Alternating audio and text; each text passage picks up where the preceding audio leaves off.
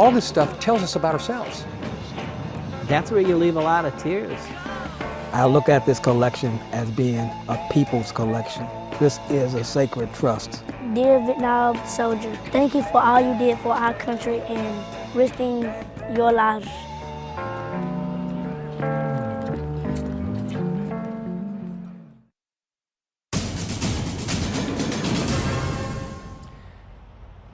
It was conceived as a gash in the ground, a wound in the earth. The designer envisioned a polished granite surface that would reflect life in death. Their engraved names would be a powerful memorial to those who died too young. The Vietnam veteran who pushed for its creation wanted to find a way to heal embattled and embittered veterans and to help soothe a society still divided by a controversial conflict. But no one foresaw that from its opening in 1982, people would come to the Vietnam Veterans Memorial and leave mementos. There's teddy bears and high school rings and old photographs that mamas bring. Large and small, personal and military, obvious and mysterious. Offerings at the wall. There's combat boots he used to wear when he was sent over there. And there's 50,000 names carved in the wall. Month after month, year after year, decade after decade, the offerings have been left. In 1986, the National Park Service organized them into a formal collection, now located outside of the District of Columbia in suburban Maryland. It's impossible for any one person to know all there is about this collection. I always tell people that there are at least 125,000 to maybe 150,000 objects in this collection. That's more than 2 times as many objects as names on the wall. By Memorial Day 2010, there were 58,267. A few are added each year as additional fatalities are verified. Dory Felton has been the only curator all this has ever had. He's a wounded Vietnam veteran himself who recognized objects no one else understood. I knew what they were. I said, you know, those are military pajamas, that's a souvenir sword from Thailand, whatever. There's a great deal of whatever in the thousands of plastic boxes where most of the objects are stored. They range from elaborate, carefully prepared offerings to notes written on the spur of the moment on brown paper bags. I surmise that someone probably came to the wall, overcome with emotions, and they had to put this down in chapter and verse. This is great literature in this collection. This is first-hand accounts. It is unaltered. It is unedited. It will punch you in the stomach. But this collection is also a celebration of life. There are favorite foodstuffs and clothing, alcohol and cigarettes, birthday cards and Easter baskets. Sometimes there are explanatory notes. More often, there are not. There's an empty champagne bottle and 2 goblets, but there's no message, no photographs. And I've often wondered if this was dreams deferred. There's so many stories that you could probably visualize. We have in this collection numerous trifold flags. This one is a captain, Special Forces, United States Army. There's no supporting donor information. This is our famous hippy-dippy hat, as we call it. And this is reminiscent of some of the headgear from the 60s. Young professionals, graduate students, and interns record and carefully catalog each object as it comes in. Park rangers collect everything except perishable items like flowers and many foodstuffs. The plan is to one day have all this information available on the internet. Dory advises the catalogers not to judge or interpret the objects. Integrity is very important. That's some of the things I try to impress upon the interns here, because many of them are young, and about 60% of today's population was not alive during Vietnam. They don't have a clue as regards to Vietnam. Dory himself tries not to overinterpret, but he does say he often feels like he's an uninvited onlooker. peeking over the shoulders of the people as they leave things. We know it's important to them, these objects.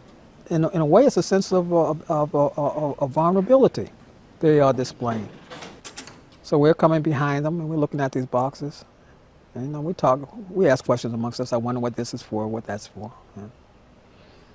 But we're voyeurs. In a locked cabinet, 4 sets of General Stars, left by former chairman of the Joint Chiefs of Staff, Peter Pace, to honor 4 Marines who served under him in 1968. As a young man, he acted as a platoon leader in the Vietnam War. Each of these white index cards that are inscribed with the name represent and honor those individuals who were killed under his command. They scan the wall and find his name. The teardrops fall like pouring rain. Then silently they leave a gift and go. Initially, it seemed to be sort of a one-time event that was tied to the emotion of this new monument in Washington and all of these military veterans and others who had all of this sort of psychological baggage that they were dealing with. Vietnam vet Jan Scruggs led the struggle to create the memorial, approved by Congress, funded with private donations, and built on public land, all in the course of 3 years. He thought it was something that was needed for individual veterans and for the whole country. Just as individual participants and family members need to deal with trauma in Vietnam, does the nation as a whole, as a collectivity, need a symbol of reconciliation, of healing.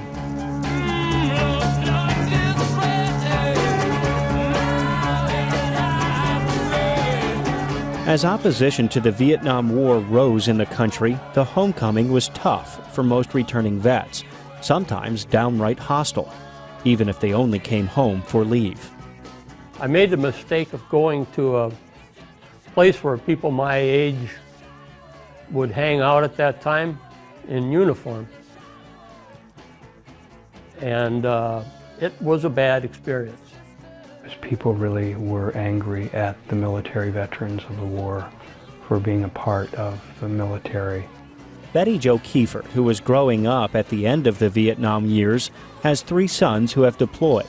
Their experience has been completely different. My boys are received very well when they come back. People stop them, shake their hands, thank them for their service.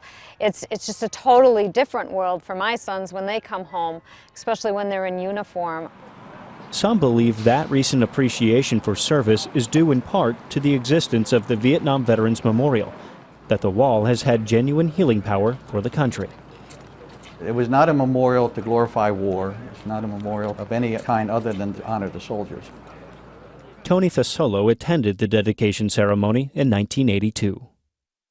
When I first saw it, I was a little struck by what was called the black gash in the ground. I have to admit that. But then I realized when you walk down there, if you walk along the wall, you feel like you're part of it. Tony wasn't with a combat unit in Vietnam. His group was responsible for reporting the names of all the dead and wounded back to the Department of the Army. For several years, he's been volunteering on special days at the wall. Why? It just struck me that, you know, my job wasn't done yet. I still had, as a casualty guy, I still had something that I needed to do. And that maybe I could bring some comfort to people and talk to them about the war and try to explain it wasn't the way you see it like in the movies. There's no such thing as a Vietnam experience. There's no such thing as an Iraqi, Afghanistan experience. Dependent upon when you were in country, what you were doing in country had a lot to do with your experience. They were Vietnam experiences. Offerings at the wall are contemporary history. All this stuff tells us about ourselves, and that's what an archaeologist does. We find stuff to talk about what we were like. And I think all of these objects talk about us and what we believe in, what we think about, what hurts us, what makes us feel better, all those things. Little American flags waving in the wind, and there's 50,000 names carved in the wall.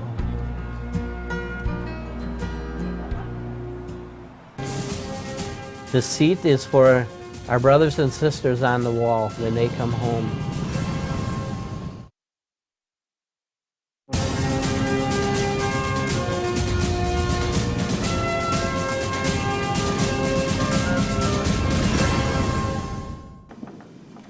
The Vietnam Veterans Memorial Collection contains objects that can be regarded as kind of a social history of America in recent decades. This is a history written by the everyday person. For lack of a better term, we're talking about from the ground up instead of in the past from the top down.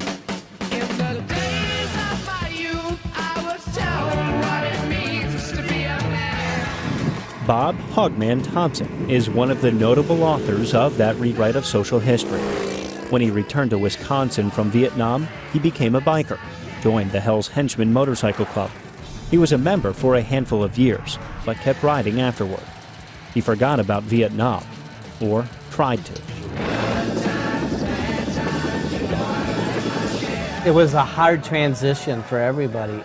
We didn't come home to a parade. We didn't come home to anything. We come home pretty shameful, I think. He'd been a member of a Marine radio relay team in country in 1968 and 1969. You learn so much, you grow up fast.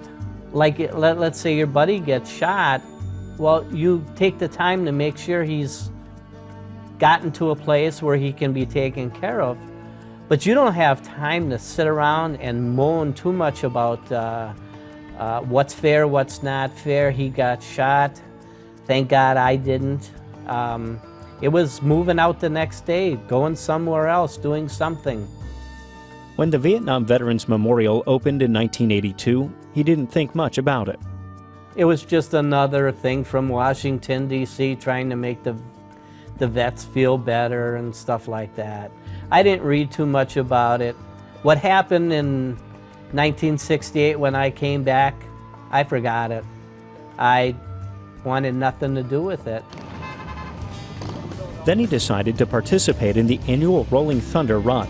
Rolling Thunder started small in 1987 and had grown to an estimated 350,000 bikes by 2008. Motorcyclists from across the country converge on Washington, D.C. on Memorial Day. The goal? Bring attention to the prisoners of war and the missing in action still unaccounted for from the Vietnam years and beyond. On his first run, Hogman finally saw the wall. It was a whole new experience for me, but I shed no tears. But he noticed all the objects at the wall, and on a later run, Hogman started thinking about what the state of Wisconsin could leave. He was thinking something big. Something that we could do, something that we could bring from Wisconsin that meant something to a lot of people. I thought of, how about a Harley-Davidson? Harley-Davidson was founded in Wisconsin, but the wall bike would be no ordinary showroom hog. How this started was actually Hoggy and Pollock come up along with other people, came up with an idea to maybe build a bike as a commemorative, as in memory of all the brothers and sisters. Over the course of the next year or so, the idea evolved. Build a custom motorcycle from scratch, with major parts donated from across the state. Master motorcycle restorer Willie Kiefert was asked to put it all together. We had to kind of build it, take it all apart, then paint it, fit everything. I think it took, Hoggy, what did it take us, a year? 1 year. 1 year, eh? I think it took us a year. A frame was donated, then altered to make it more level. A design contest was run for the paint job on the gas tank and fenders. Every detail was to have meaning. We had the dog tags made. There's one for every one of the 37 servicemen that were listed as missing in action from Vietnam. The seat was never sat on. The seat is for our brothers and sisters on the wall when they come home, so they'll have a place to ride with us. We wanted it to be a bike that would reflect the era where we came back. And this bike wasn't built to give to the United States government. This bike was built for the 58,000 plus people on the wall. This is their bike, nobody else's. Okay, first down in the left here we got Mongo. Then we have Kickstand and Jen. We got Polak and Marlene.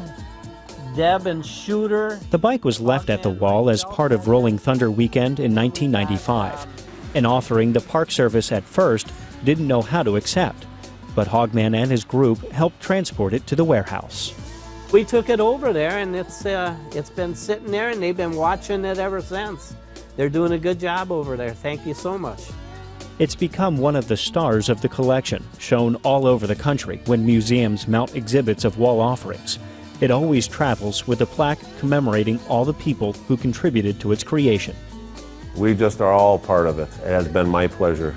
I've been honored to be able to contribute.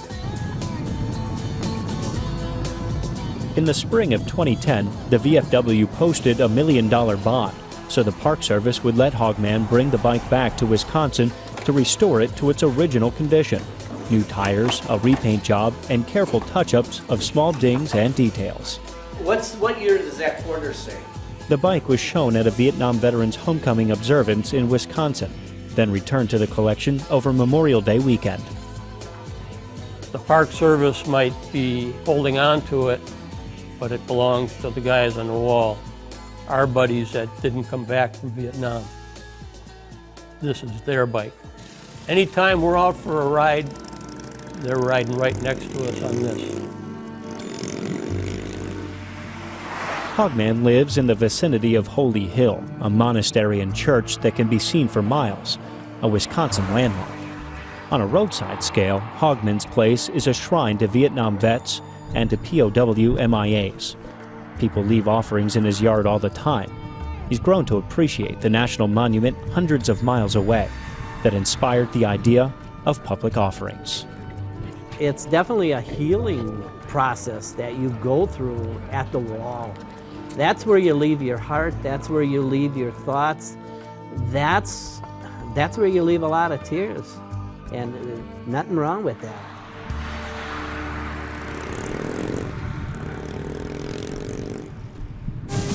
You should all go there once in your lifetime because you need to see like what we saw.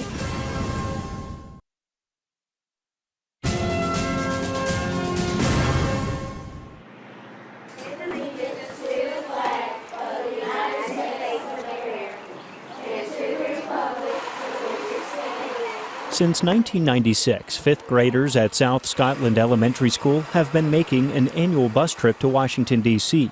For the majority of the students who go, the trip is a major highlight of their school career. The big kids have been hearing about it since pre-kindergarten. When I went to Washington, it was like, pop. Everything just started getting excited in 5th grade. And it was a 7-hour trip. And yeah, I couldn't go to sleep because I was so excited. You should all go there once in your lifetime because you need to see like what we saw, the stuff that we saw. The class visits D.C. area landmarks like Mount Vernon, the Capitol, the White House. They attend a changing of the guard at the Tomb of the Unknowns, even participating in a wreath ceremony. The Vietnam Veterans Memorial has always been on the itinerary. Each group is going to get to pick one monument. Vietnam and you guys said the White House. Ryan Curley's social studies class spent much of the year researching the places they would visit. Now, after the trip, more research, using the internet and turning the whole exercise into kind of a technology game. Ryan himself is younger than the wall. Vietnam is discussed as part of an overview of wars in American history.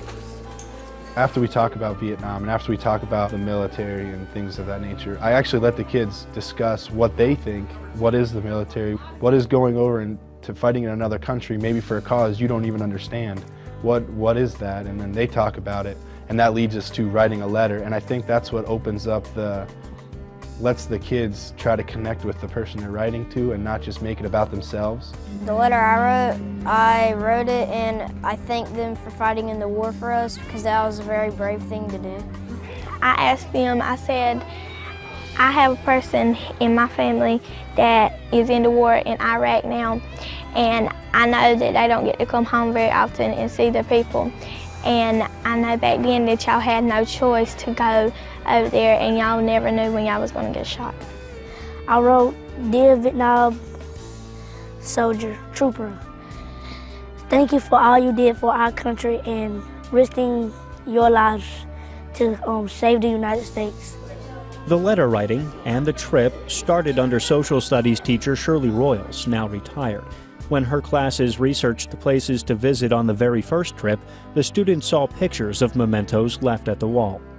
And the children were just curious as to why people did this and to whom they were left. And we would talk about, a lot were family and family members, and some were actually leaving them to relatives that are deceased. And from that, we came up with the idea that they could write their own letter to leave as a keepsake.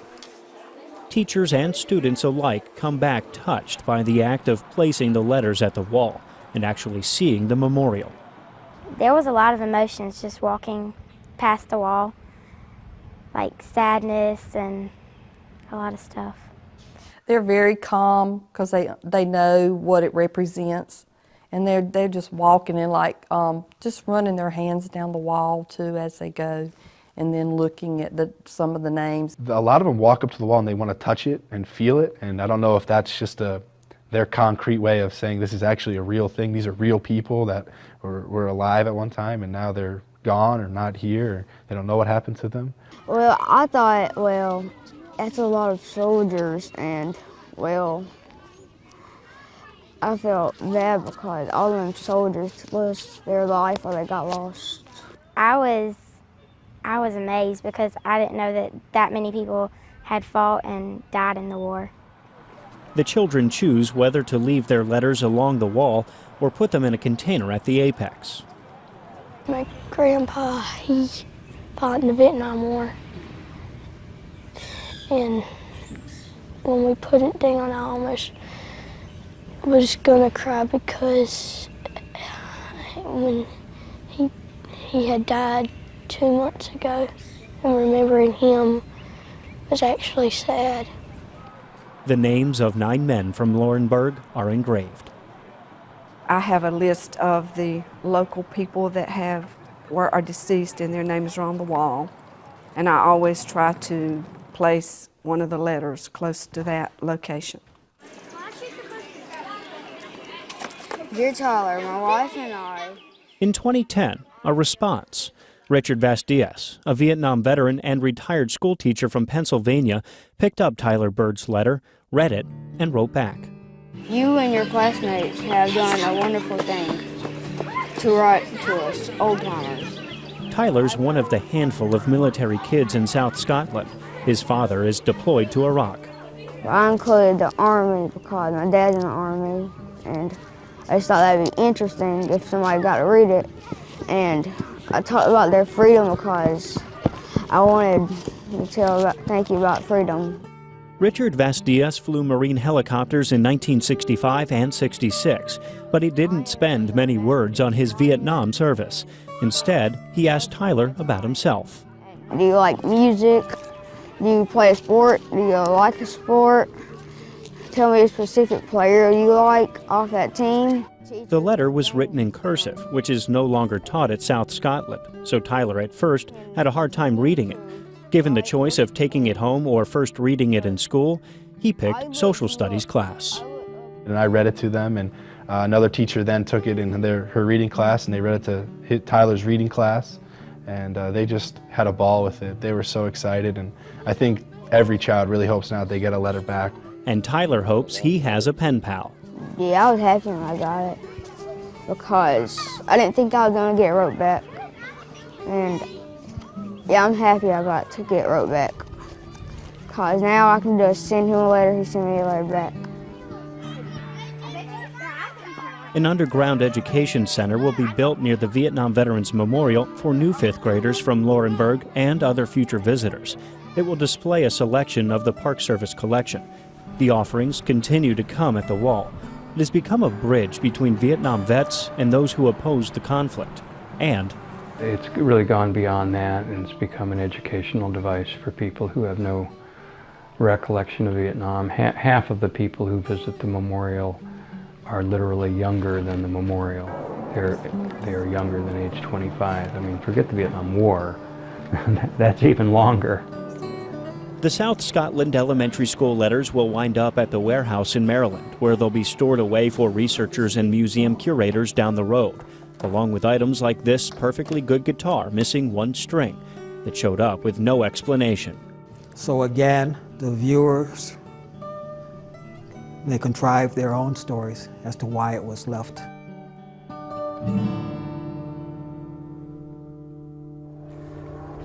The wall still resonates deeply with the Vietnam generation, but it's also found meaning to those who were born long after the conflict ended. It's still the most visited memorial in Washington, D.C., and it will serve as an enduring testament to those who died in Southeast Asia and to the ultimate sacrifice anyone serving in the military may have to make. I'm Staff Sergeant Brian Buckwalter. Thanks for watching Recon.